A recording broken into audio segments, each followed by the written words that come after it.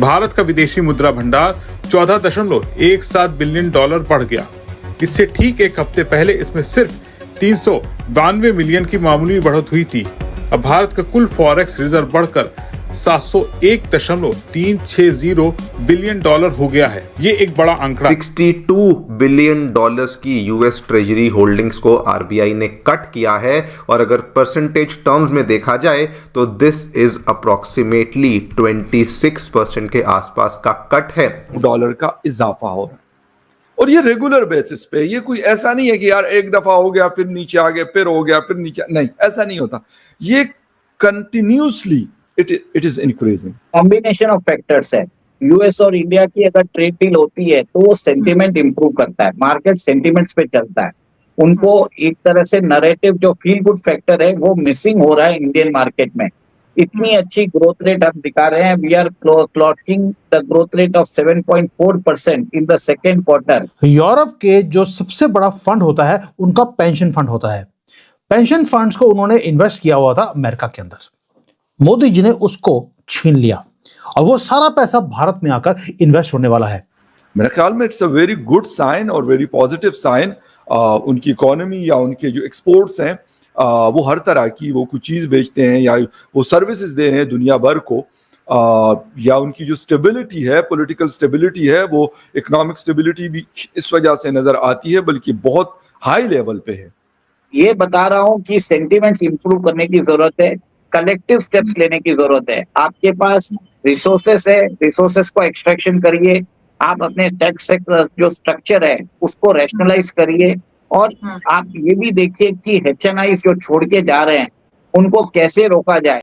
नमस्कार दोस्तों, जियो भारत में आपका स्वागत है। दोस्तों, अमेरिका को लगा है अब तक का सबसे बड़ा फाइनेंशियल झटका और ये झटका दिया है किसी और ने नहीं बल्कि रिजर्व बैंक ऑफ इंडिया ने।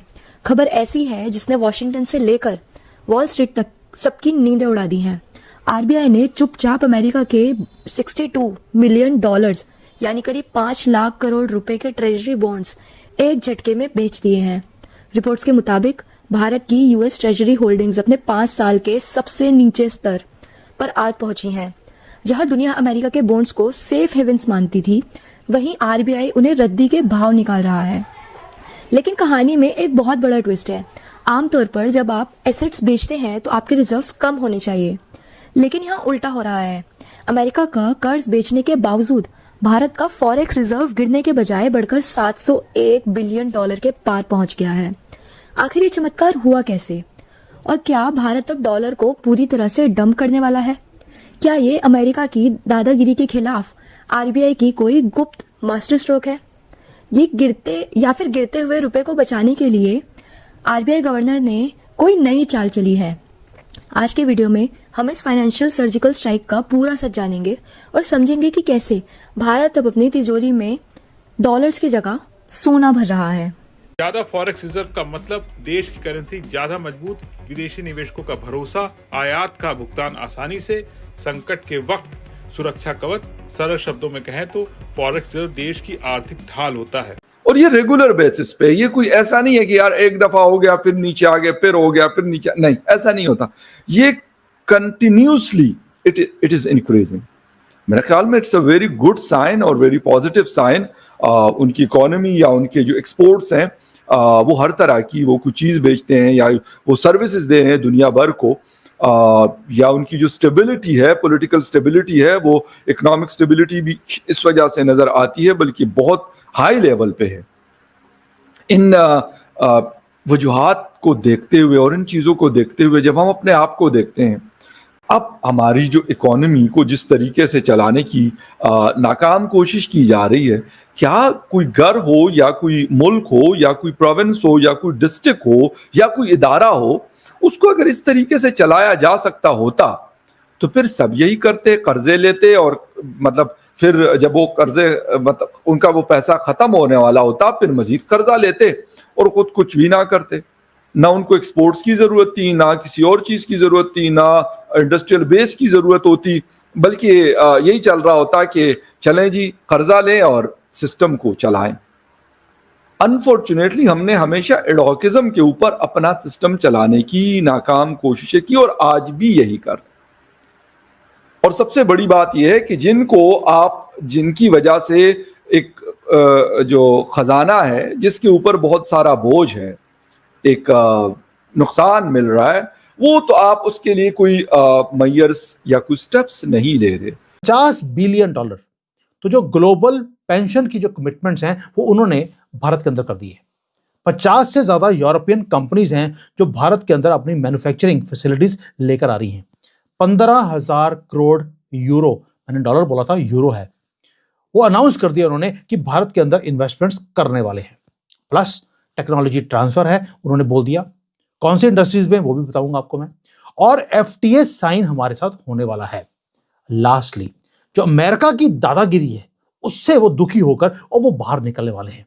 चलिए अब मैं सारे पॉइंट्स को थोड़ा डीपली आपके सामने रखता हूं। सबसे पहले कंट्री जिन्होंने अनाउंस किया कि वो अपने पेंशन फंड्स को निकाल रहे हैं वो है डेनमार्क। उन्होंने बोल दिया कि जितने उनकी होल्डिंग्स हैं US ट्रेजरी बॉन्ड्स के अंदर, वो वहां से पैसा निकालकर वो भारत में लेके आएंगे या कहीं और लेके जाएंगे। अब आप बोलेंगे क्योंकि डेनमार्क ओन करता है ग्रीनलैंड को ट्रंप लेने वाला है इसलिए ये काम हो रहा है। आंसर है नॉट एट ऑल।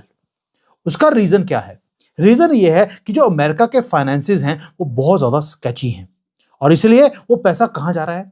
चाइना में लेके जा नहीं सकते, अमेरिका में दुखी हैं, यूरोप के पास अपॉर्चुनिटी नहीं है, ना ही वहां पर कोई इंडस्ट्री लग रही है, उनके पास कोई और चारा नहीं था, वो भारत में आ रहे हैं। और ये सिर्फ एक कंट्री नहीं है या एक फंड नहीं है, पूरा का पूरा कॉन्टिनेंट शिफ्ट कर रहा है यूरोप का भारत की तरफ और ये अभी इस वक्त होना शुरू हो गया। अब ये पहली बात ये था। दूसरा, यूरोपियंस अभी दावोस में जाकर क्या बोलते हैं? हमें ब्रिक्स के साथ थोड़ा सा ब्रिज बनाना पड़ेगा वरना हमारी एग्जिस्टेंस खतरे में आ जाएगी। यानी कि 3 मैसिव चीजें हैं जो कोलाइड कर रही हैं एक टाइम पर और कोई भी आदमी इस डॉट्स को कनेक्ट नहीं कर रहा। आज आपको मैं सिखाऊंगा डॉट्स कैसे कनेक्ट किए जाते हैं।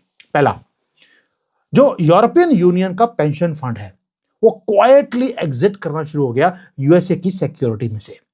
एंड हम कितने अमाउंट की बात कर रहे हैं? यूरोप का जो बिगेस्ट इन्वेस्टमेंट फंड है वो है इनका पेंशन का फंड।